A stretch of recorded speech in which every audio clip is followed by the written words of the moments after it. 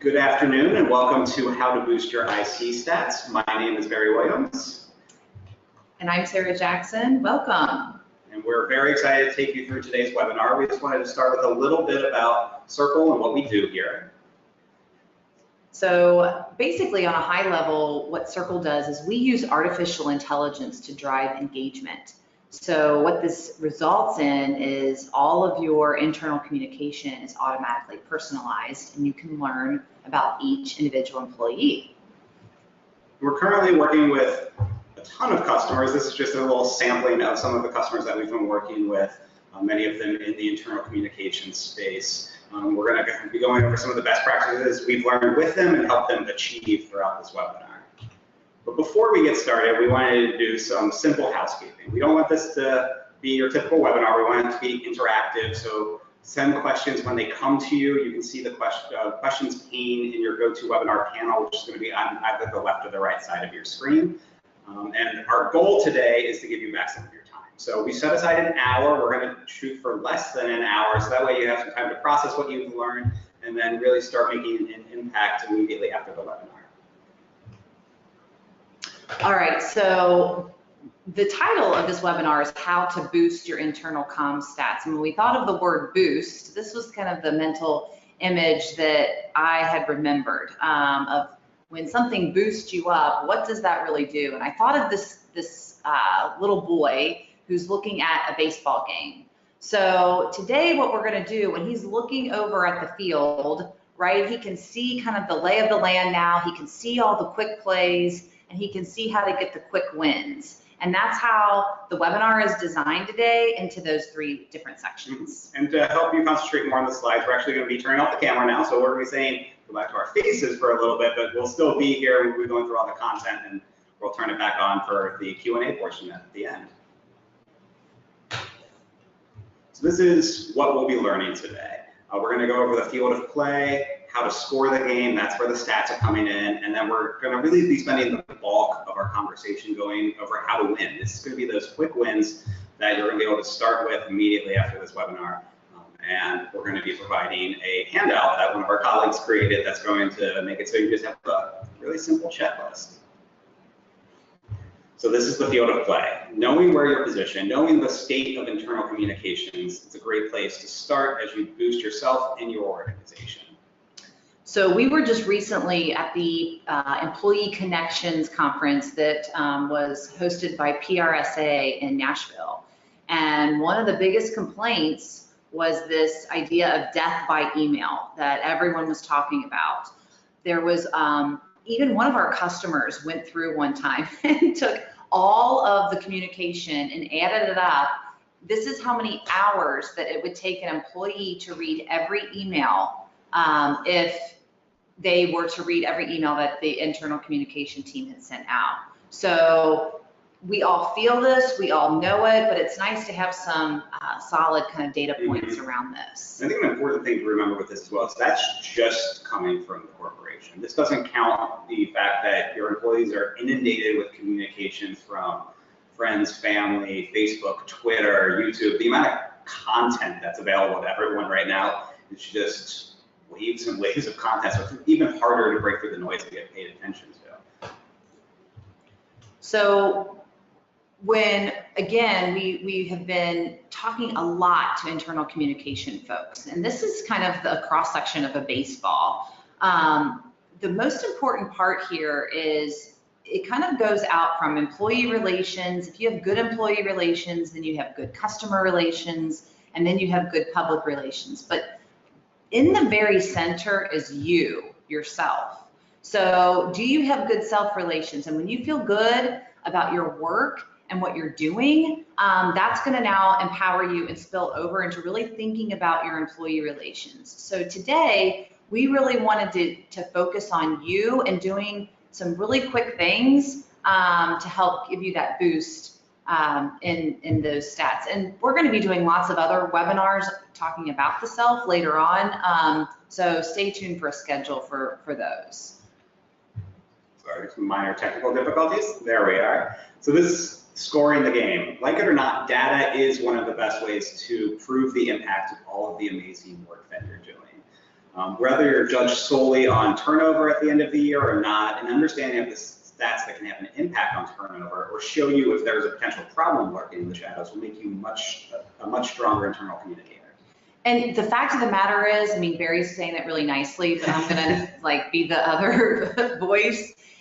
You know, sometimes as communicators, we might shy away from data, but if you are not tracking, then it is going to be very difficult for you. You have really no way of knowing, are you improving? And more importantly, again, this is about the self, are you able to make your case for different things internally, not only for projects that you want to move forward or initiatives, but also your own value to the company. So if you're just getting started, don't worry, you can't measure everything, but today we're going to give you kind of the stats that we are finding provide a lot of value for our customers.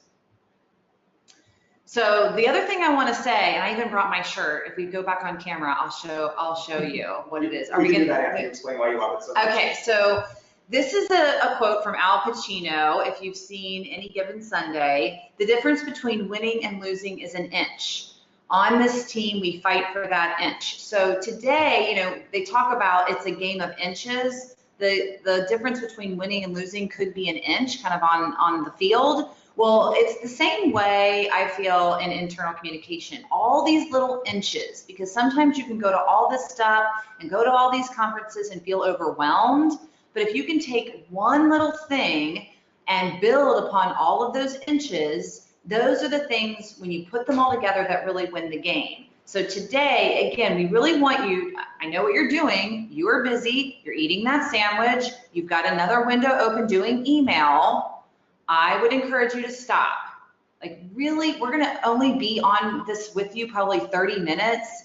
Really give yourself the 30 minutes to be present in this webinar. We're gonna give you all the notes, you don't have to take notes, we're gonna give you all of that just to really sit and listen and give yourself the time in the webinar. So, and then I'll show you my shirt at the very end of the webinar. All right. Like Sarah said, we're gonna be going through a lot of stats here, but don't worry about taking notes. I'm going to be giving you all of the slides with our speaker notes in them, so that way you see what we're talking about, but also the context, because I know that there's more than just the visual from the slide. And it's difficult to track, and sometimes it's hard to know what stats to track. This is just kind of a sampling of all of the things that can have an effect on your day-to-day life. We're going to pull out the ones that we think are most important and give you some quick wins to make improvements on those stats. So we've spoken to a ton of people, hundreds of people that are focused on employee engagement. And what's interesting when we talk to those folks is there's this mistrust of surveys. They're all doing surveys, but they know that employees, for lack of a better word, lie, right? On the day that you send them the survey, something could have happened in their life that is altering it. They think they're pointless, right? They don't think it'll lead to change. A lot of times we do surveys and then we don't report the findings back out to the employees. Or if I say and give you feedback and you don't do what I say, then it's like, well, what's the point of this? And then they think, well, if my boss is going to be reading this, then they misrepresent. Mm-hmm. So while surveys could provide a good data point, I would caution you on that, because if you're basing your entire strategy on one day, one data point, it could be why you're not getting the results that you want. So just a quick note on kind of employee surveys and using that as your frame of reference for data. Mm-hmm. I think we're going to start with email open rate as one of the ways to show what employees are actually interested in. I've always kind of considered open rate, whether it's an internal or an external email, a good indicator of how well you're doing on the front door. The email's your way of getting people engaged, bringing them to your website or intranet to get them to actually start engaging with you. So open rate is really just the percentage of emails that are open from the overall that are delivered. And paired with that is click-through rate, which is the ratio of people clicking on the email and going to your content. So these two combined are what are showing you what's working in your email newsletters, what isn't working, what is actually of interest to people in your organization, because you may be spending hours creating the perfect messaging, but if they're not interested in what you're doing, it's a waste of everyone's time and frustrating for everyone involved. And it's kind of a nice way of showing a kind of passive two-way conversation, because if that message from the CEO is not clicked on, maybe you know that you need to start adjusting that message or doing it less frequently and giving people stuff that they really value. There are also some great stats that you should be tracking on your intranet. So there's the time on intranet, which is exactly what it sounds like, the amount of time on average employees are spending there. There's the percentage, or bounce rate, which is the percentage of visitors who leave the intranet after viewing one page of content. I have a really good tip on fixing this later on in the webinar. And then searches. It doesn't feel like a stat. I know it doesn't say it's a stat, but it's a really great way of just seeing what the interests are of your company. If you're getting a ton of searches for people looking for how to find the travel reimbursement form, or looking to find out more about their health benefits, maybe you pull that content out, make it more obvious to your audience where those are, so that they're not wasting time just digging through your intranet trying to find what they really need. We're going to do a quick poll here. Do you currently have a method for discovering staff interests other than surveys? Just a simple yes or no, and I'll launch it, give you a few seconds to answer that.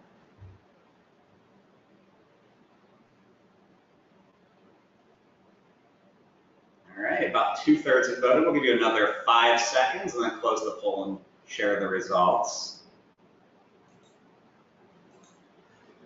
So the results are in, and 100% no for other methods for discovering staff interests. It's not too surprising, to be perfectly honest. I know that there's a lot of, we received a question from one of the reminder emails about that two-way communication, and we'll talk about that later on in the webinar. And by the way, you're going to be getting, again, a checklist. We know we like practical things so that we can use. All of those are going to be in a checklist, and you'll be able to see, all right, how, am I tracking these? You'll have the whole list. Mm-hmm. So again, now we're going to get to exactly how do we increase the stats on each one of those areas. And remember, that we're going to show you these quick wins. They kind of build on one another. So some of them are very, very simple, easy, and you can kind of decide which ones that you want to start with today or tomorrow, and hopefully you'll get to see a boost in those stats really, really soon. And as you'll be seeing shortly, we really leaned in on the baseball theme here and had some fun. So hopefully we have some baseball fans out there. But the first is going to be getting on base, hitting a single by increasing your open and click-through rates. Like I said, those are your front door. Really, I feel like one of the key ways of having an immediate impact on engagement by bringing people more content that they find interesting. The other thing I would say too is don't shy away from, or don't assume that your leadership knows this information. That's why we're sharing these slides and kind of explaining. We know probably people in the audience know what open rate means, but we specifically designed this because you're going to get this if you want to pull out some slides and educate your own leadership on that. And the first point is really just to speak their own language. If your employees aren't engaging with the communication, go talk to them. Figure out what they're actually interested in. We are throwing some terms up there. Some of them are silly, like wowza and dilly dilly, but it really just highlights the point that you need to go to where they are. And I know that, Sarah, you and I were talking about it earlier. It's great for employee engagement, but it's also really good for recruitment.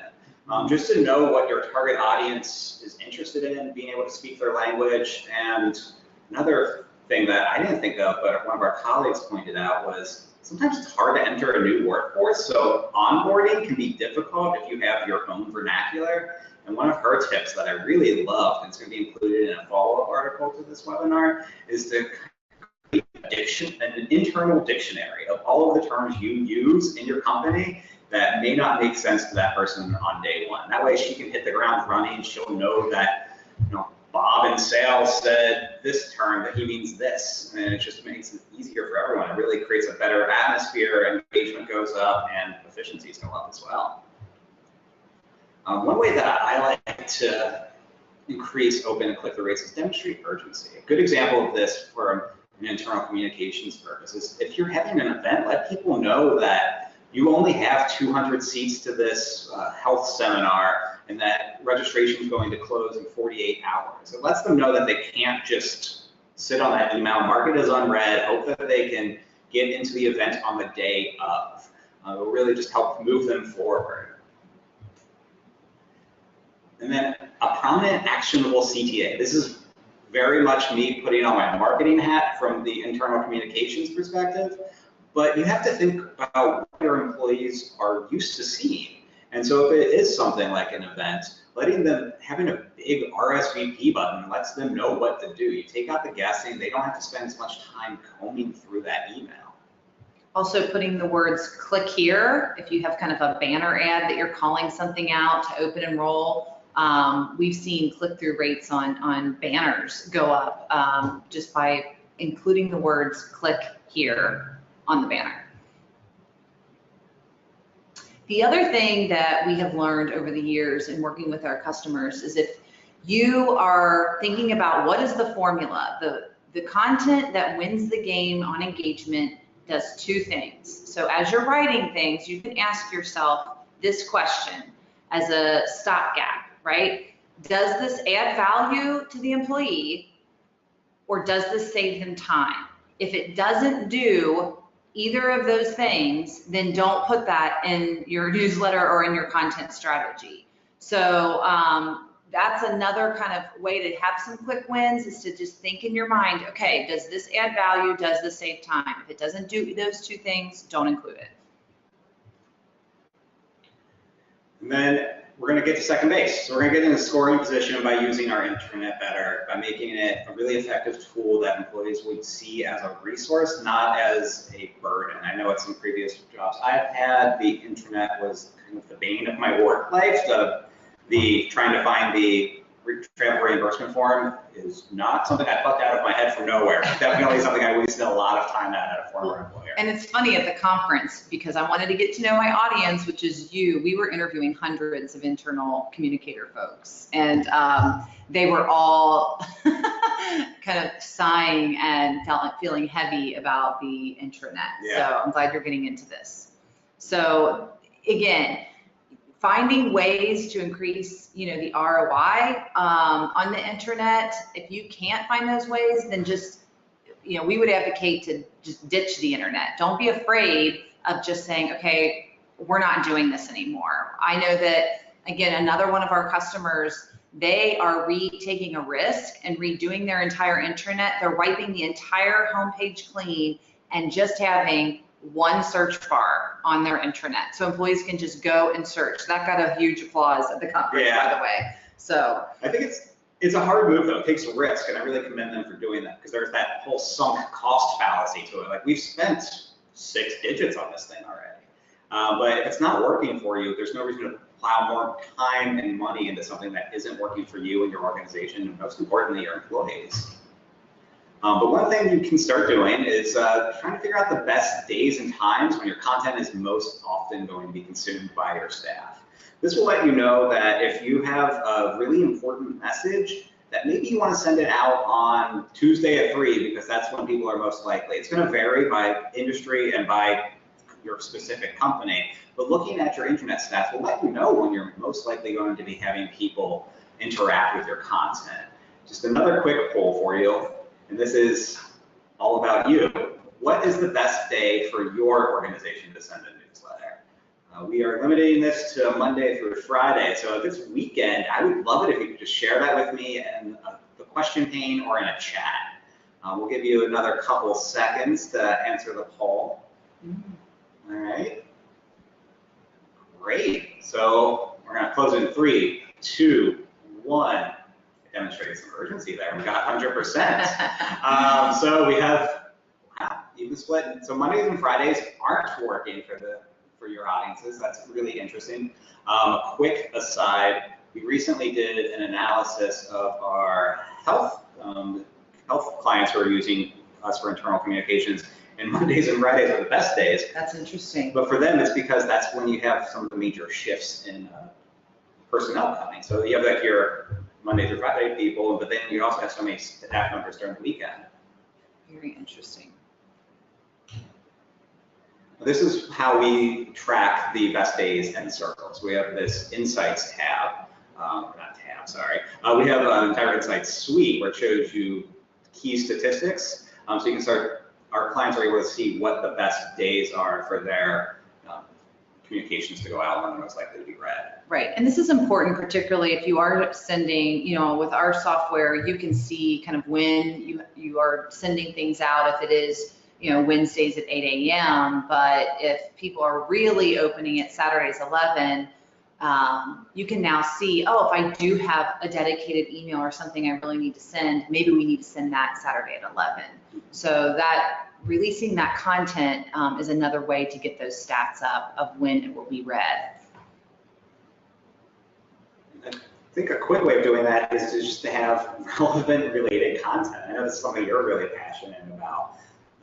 But like, it has keys to get people to read the other things that are interesting to them. So this is an example of one of the Cerkl customers, and they have those 4 stories on the side that the member Kayla would have been interested in reading. So apparently she could have been interested in that JCC FC Cincinnati soccer clinic because she was reading the other story. They are able to tag everything to her interest to give her even better content from the group that she's a member of. Right, so one of the ways when you're talking about inches, right? So if you aren't using sort of an automated system like Cerkl, you can find that related content through those focus groups. So that can be a double dip for you. So if you are interviewing, maybe you're a more millennial group and you're kind of going through it in a demographic sense, you can create that dictionary. You can hear them and what they're most concerned about. And you can also be asking them, what is it that they're interested in? So that's, again, kind of a quick and dirty way to do it. Or you can use, again, an automated system like ours, where it allows you that kind of this automated tagging of articles on the back end that gets the right story and serves up the right content to the right employee. This one's really important. I know it's kind of something that I'm passionate about, is making sure that you have an experience that's going to look good on any sort of device that your employees are going to be accessing your information. This is an example of a resource that we run called Internal Comps Pro. What that does is it aggregates the best internal communications news from a wide variety of sources and delivers it to people in a personalized, customized way based on their interests. But having it display well on your computer, on your tablet, or on your phone means that people can absorb the information wherever they are. So I know that previous jobs I was trying to access the internet while on the road at a conference or something, and nearly impossible. And it always looked bad if I was on my phone. It was a lot of Zoom and scan, and just making life more difficult for people isn't going to help. And here's the learning, right? If you're wanting to purchase something that has a responsive design, instead of just saying, hey, we need to make everything responsive, you can use stats either from your own company or stats out in the world, like, hey, 55% of emails that are read are on mobile devices now. I know with our customers, 80% get opened up on a mobile device. So to have the data point for your leadership, again, will get you a quicker win to get the solution that you're looking for. And this is my quick and simple intranet pro tip for helping with that bounce rate. Don't count your homepage. Just, if you think about it, if you have it so that people, when they get onto the browser, instantly go into your intranet, and then you're counting that towards your bounce rate, whatever they actually logged on for, they're going to do first. So by having that homepage as part of your bounce rate statistic, you're going to be artificially inflating that just by people doing their normal course of action and working. I like that one.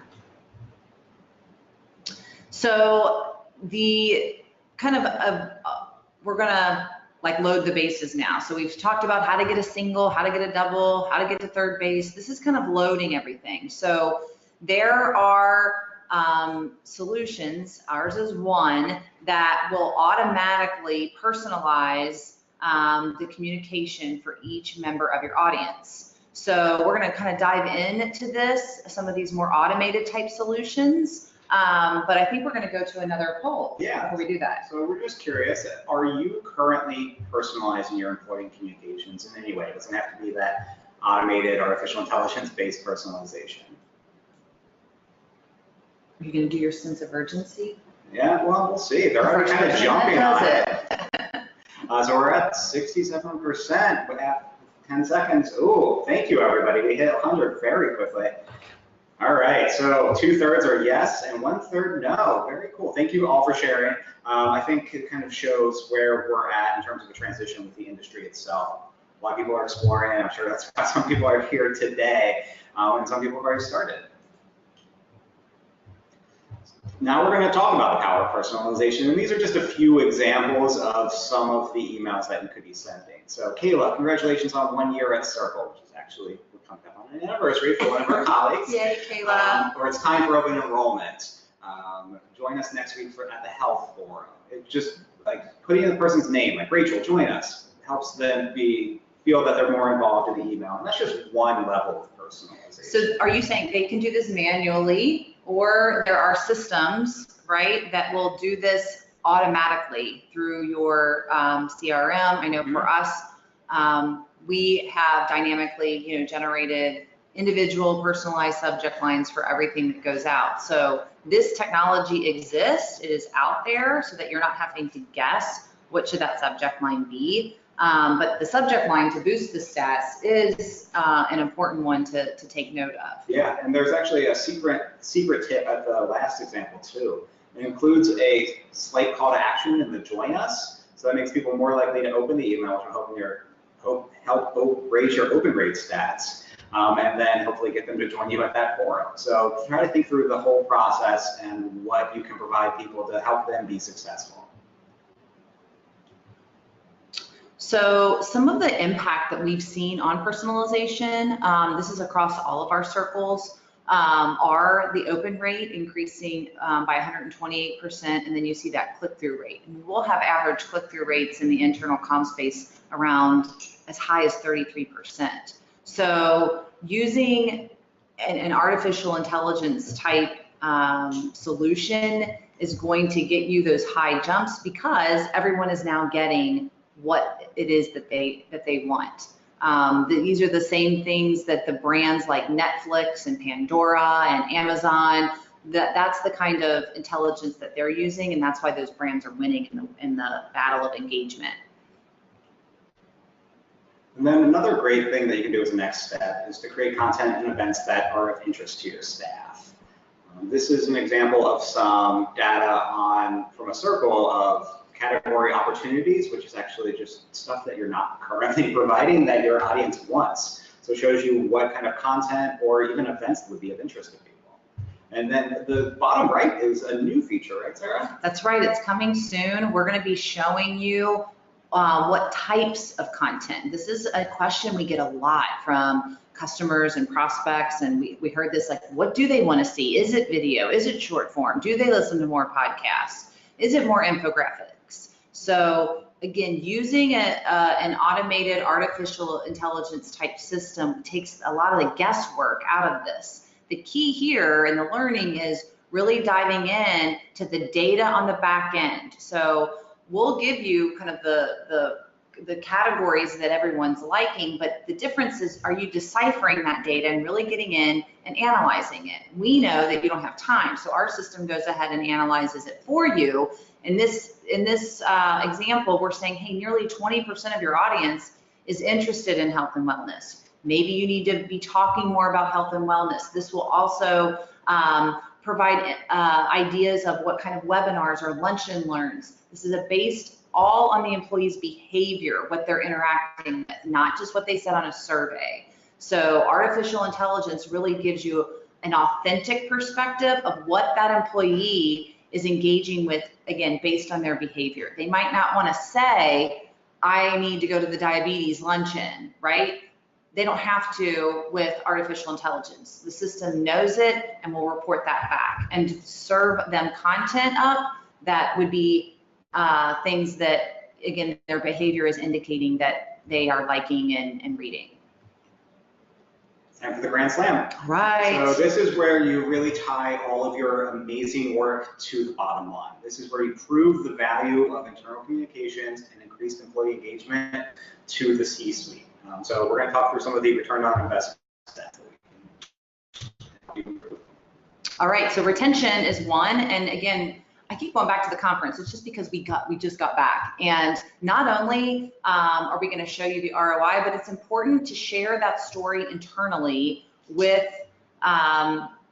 your staff. Right? Here are all the ways that we're communicating with you. This is a step that, oddly enough, most of them had forgotten. So tying not only what you're doing to the business outcomes is really important, but to be able to figure that out and tell that story, we're also going to give you a slide here in a few moments to do that.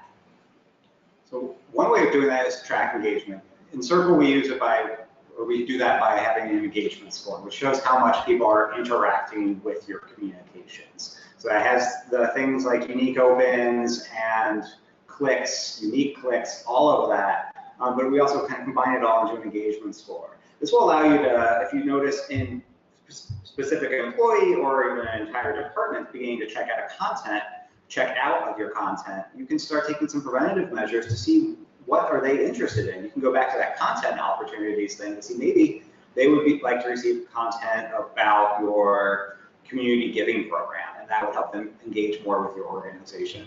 Now, I know we're in the Grand Slam section. So again, for those of you who are just like, okay, I need to just increase the open rate, that's fine. But this is really where you start to show your ROI. Because if you have data that you can give to HR, that you can give to marketing, that you can give to other departments, even to say, hey, is so-and-so going to be a flight risk, right? Now the ROI on all the stuff that you're doing increases. It gets you, again, out of more of the tactical into kind of that strategy seat and really affecting and showing how you're affecting the bottom line of your company.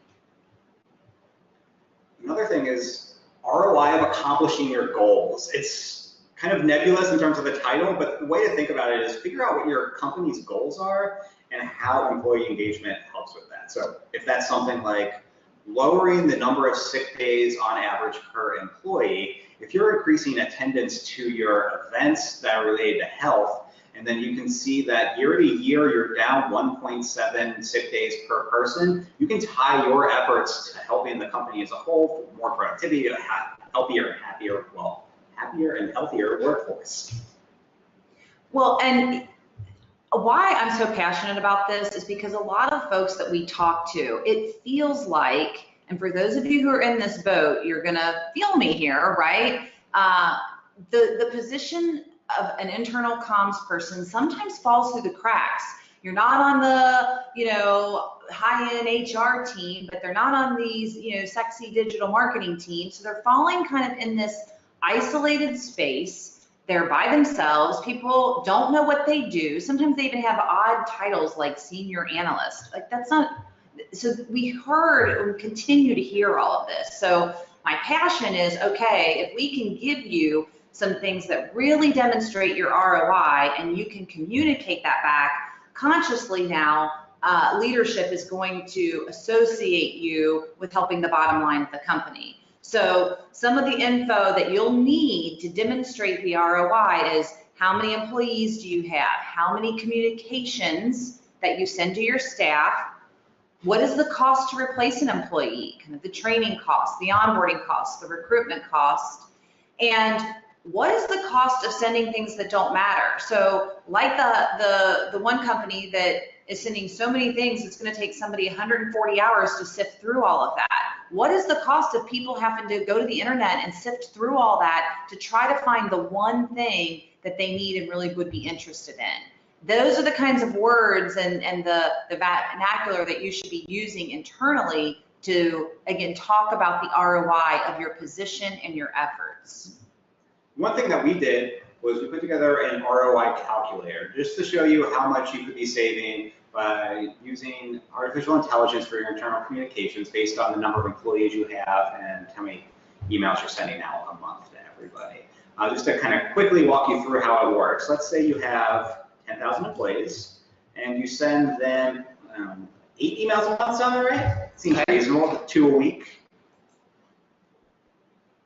So through that, we show you both what you're saving in terms of hours and in terms of bottom line, what the executives are interested in cost savings.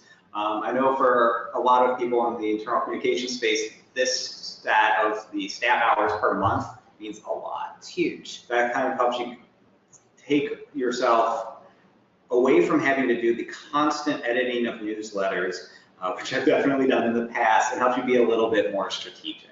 And again, this is going to be fun for you to play with. We're giving you a link to this. We will be, yes. Okay, so you'll get it. You'll be able to get in here, but we're trying to model the way for you and designing your own calculator, right? So to be thinking in these terms of dollars and hours and savings is where, again, that grand slam will get you. And to talk in these terms. I know at the conference they had said, you know, instead of going to your boss saying, hey, nobody's reading your email, to say even something as simple as, yeah, 5 people told me that your email didn't resonate with them.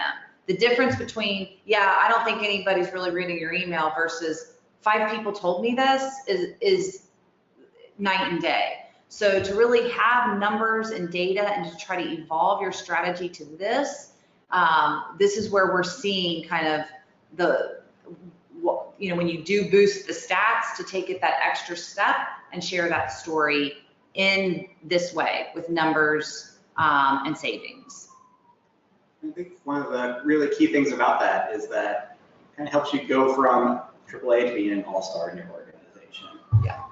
And that's our personal passion, I know. I have a personal passion for communication, and particularly internal. I think it's the most important job in the company. So if we can provide this type of information and get behind you and really giving you those inches, even if you took one thing out of this webinar, then we would have, you know, done our job. So we're going to be doing lots and lots of quick, practical checklists, templates. We heard at the conference, yeah, we know 87% of people are disengaged. We get the data. Give us work products, things that we can implement tomorrow. That's how, when we do these webinars, they're going to be designed so that you can trust, hey, every time, you know, those Cerkl folks do something, it's good stuff. So you're going to get that checklist, you're going to get the link to the ROI calculator, and then are we talking about the internal Comms Pro? Yeah, so the newsletter we mentioned earlier, you'll actually have an opportunity to sign up for it after this webinar as part of a follow-up survey that will pop up after we close the window. But it's, like I said, aggregating all of the best internal comms news out there, matching it with you as an individual so that you're getting the information you need. You're not wasting time going through a newsletter, seeing what stories are of interest to you, particularly if it's a human resources newsletter. You know that there's going to be one story in it that's for internal communicators. It's bringing you the best. Well, and that internal comms pro, you'll get to experience artificial intelligence. So you get to picture what your employees would feel like when you're first onboarded, and then your entire experience. So get in there and check that out. Again, we're sending them a link, I'm assuming, to that so that you can subscribe and also get the latest and greatest best internal comms blogs and webinars and things. Yeah, and then we're also going to be having our next webinar coming up on June 20th. It's going to be all about busting out of those silos so that you can increase employee engagement and just have more people buying into all of the cool things you're doing. Right. We can't wait for that one. So now we're going to open it up for questions, and I think this is Sarah's opportunity to show off her. Oh yeah, my shirt. I have a Game of Inches shirt that I have worn. See, I brought it today. I played baseball in it a lot.